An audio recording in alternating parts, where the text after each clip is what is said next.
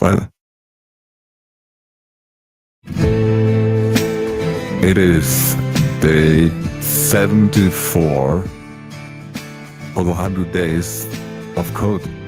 And yesterday was a good day. We showed some new stuff like Red Fate. And today we're going to go even deeper. But to do that, we need a special guest. And this special guest is Leon Anderson. Leon, how are you doing? Hello. Doing okay. Pretty brain melted from work and too little sleep. But yesterday I kept on working on the color field or color boxes component, and I built in some new mechanism, and I do feel very excited to keep working on all of this. And as I'm seeing the next section on new topics, intermediate state concepts, whatever that is, I feel very excited and curious. But today the energy is only left for getting into what I did yesterday in the evening, but that was very exciting as well. So what did I do? I built a toggle that can switch between two different modes in which the color boxes evolve through clicking. So we have random mode, as you can see now, which basically changes the color to a random index of the array of colors, of the color array. And then if we toggle it, we can get to an incremental change. As you can see, this is very step by step, and this gives us maximum artistic freedom in our mosaic crafting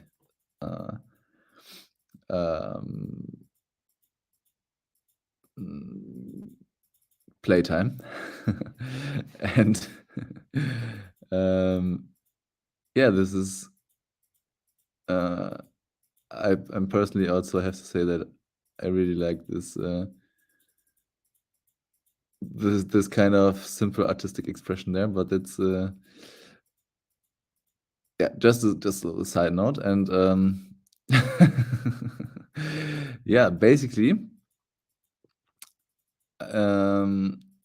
yesterday I only had the incremental steps, and in order to enable the random clicker, and also in order to make it able to switch, I had to do certain new things. So actually, when Colt built this, he directly did with a random color, but he basically created a function outside of the component, which not only created a random index, but also created an array with a random index. So you could put in an array as an argument, and you got array with a square bracket with a random index inside out of it. And that's absolutely useful if you want to only have this mode. You could just put it inside of useState, and then basically re-trigger it with a change color function. or the yeah, I think that's I don't know if it has a specific name. I mean it's like number, set number, and then change or state, set state, use state, and I don't know what the function is called that we use for triggering the set state function or the set state argument. But I guess change state, or in this case change color,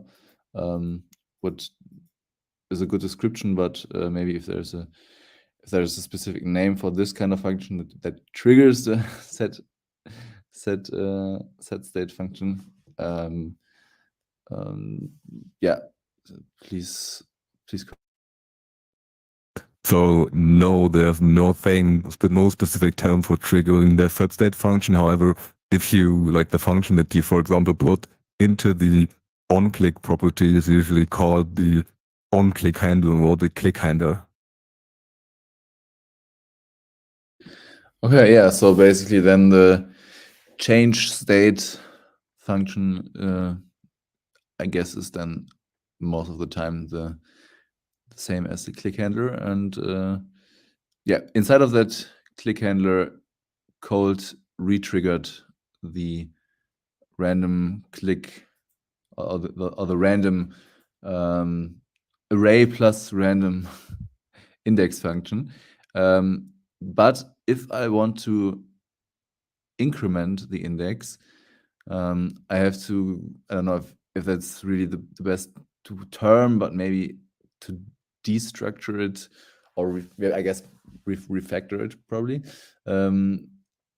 is a better term for that. But so we only get a random index out of the function outside. Use the random index inside of the use state, and then also retrigger the random index in the onClick handler. And the yeah, so this was one thing. Also using the length of the array that we put in. Forgot to say that in line 15. And also the modulo color array.length, we had that yesterday, as we can see in line 27, the leftovers of yesterday. And yeah, so basically we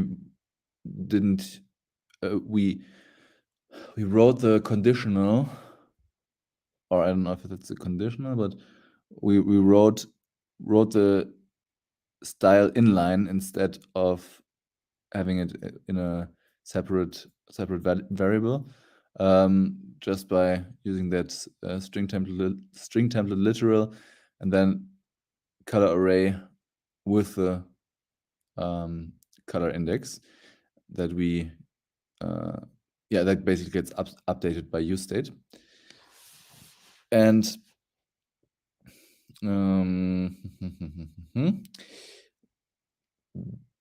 now the question is, but how do we switch between the two modes, between the random click color and the increment color?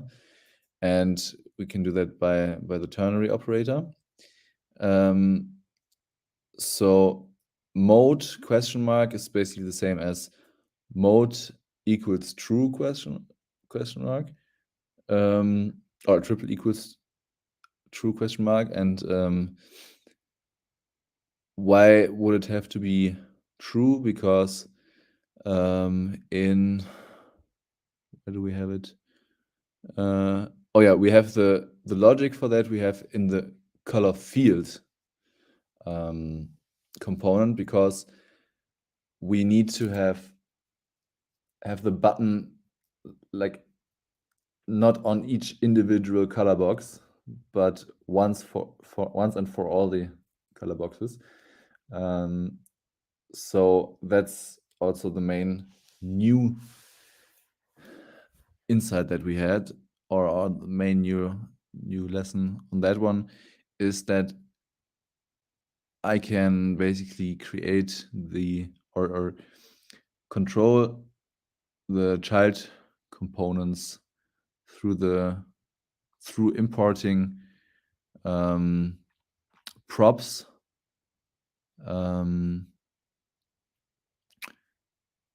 from the color, not from the color, from the parent element.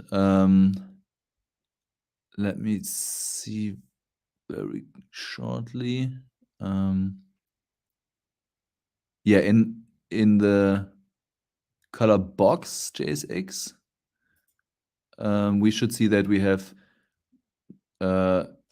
not only the color array as a prop, but now also mode, which is basically the property or the value about which mode was toggled in the color field in the parent component. And yeah, there we basically in the color field JSX, we basically we wrote a toggle function or a toggle logic by just using a Boolean, and the on-click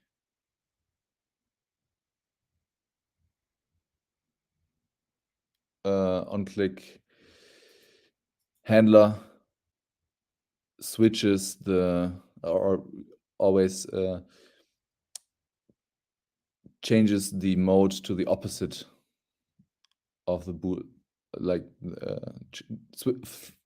toggles between the opposites, true and false, of the Boolean, which we can see in line 6 with the question mark mode in the set mode function.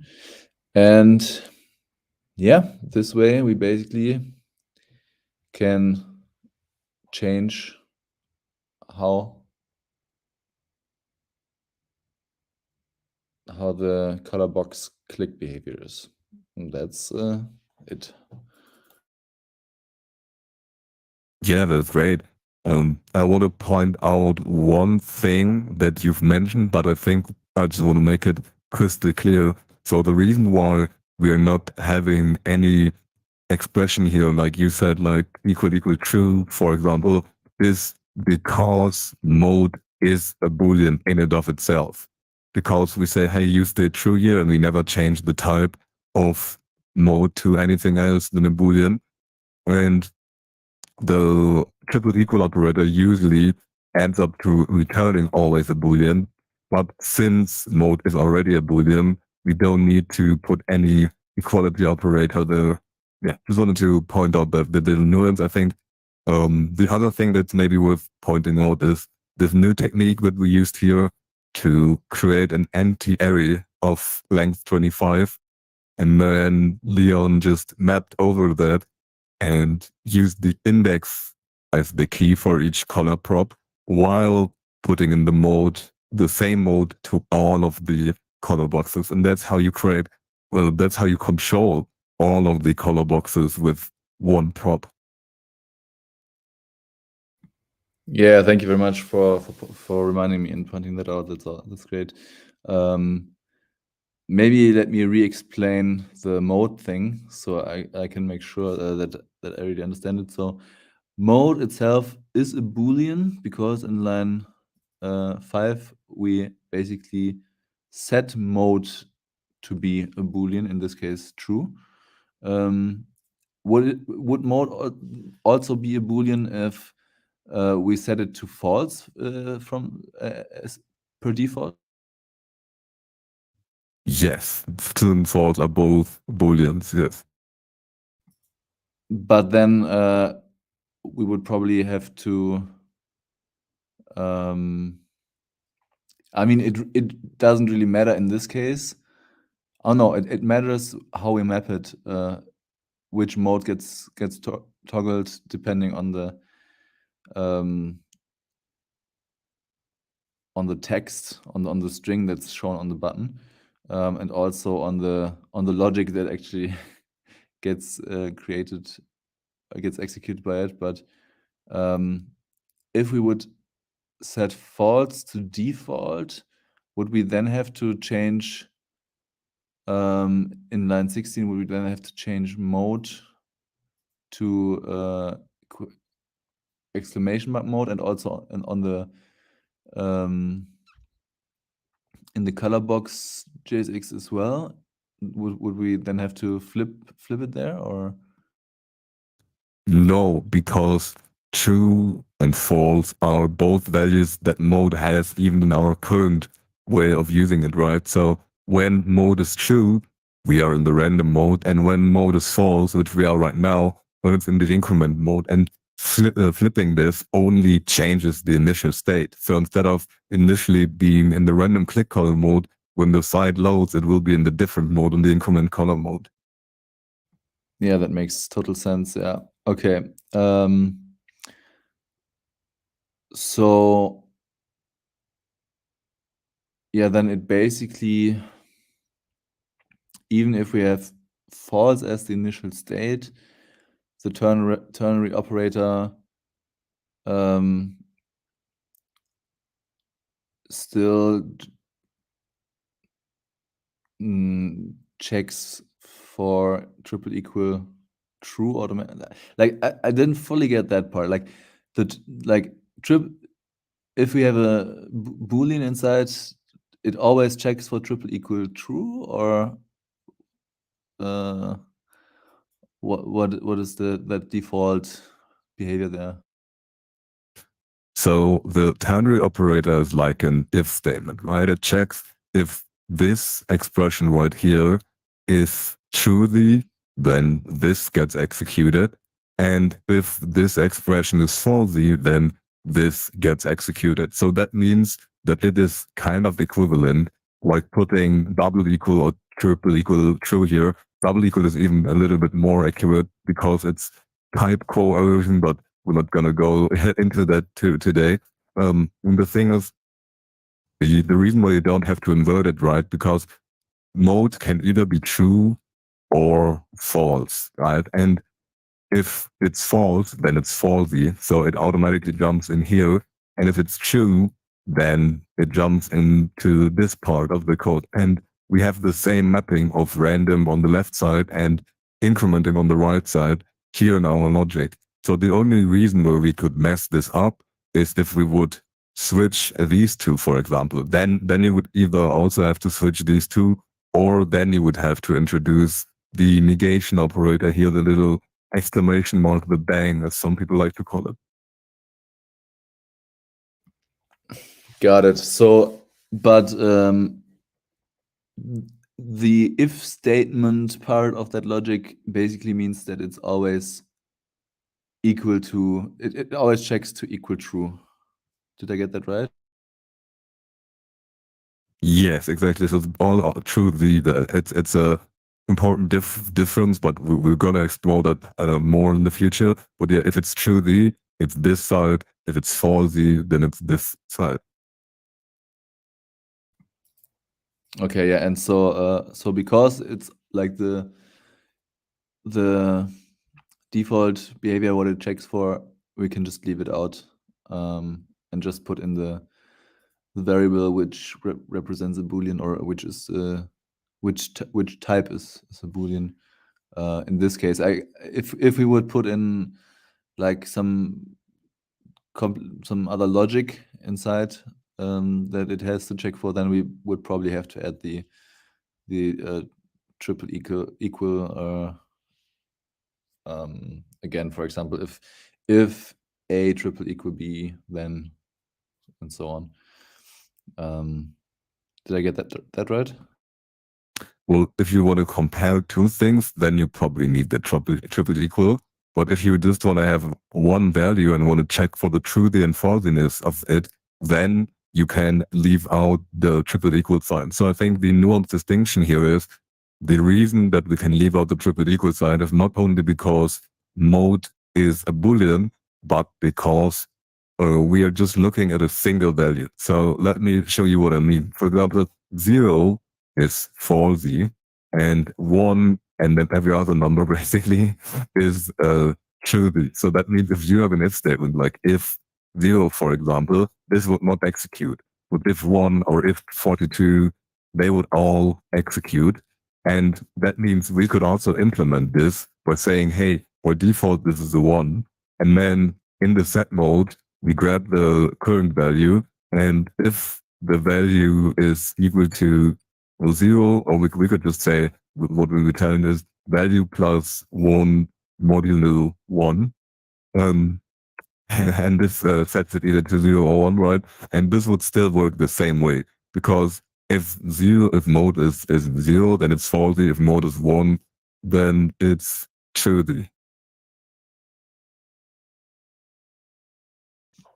Got it.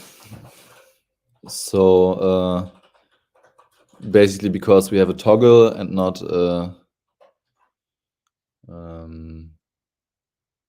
yeah, I mean, maybe you can build a toggle with comparing something. I don't know, but in this case, because we only have one value that we're checking for, that's why we can leave it out. That's how I understand it now. Yeah, a good example where you can think of a quote-unquote toggle that has 3 different values is the dark mode switch that you usually have in most websites, because there you have the 3 values: system, then you have light, then you have dark. And usually you compare, hey, is this equal to system? Then you do one thing. If it's equal to light, then you do another thing, and so on. You mean system, psychopath, and dark, right? Yeah, I think those are the technical terms, exactly. Okay, so yeah, I guess I have to think my way through triple toggles, or probably infinite toggles tomorrow, more in detail. And but yeah, this was already very interesting, again, very insightful, and yeah, it was very colorful. Thank you. And with these brilliant words about psychopathy and how it relates to coding, we're going to end this bright stream. So thank you very much for watching. If you're watching the recording Journey of Life, it's always fun. And this has been day 74 of 100 Days of Code with Leon Anderson and my mentor, LF Nil from TEDx Dev. Always use dark mode. AUD. Until tomorrow.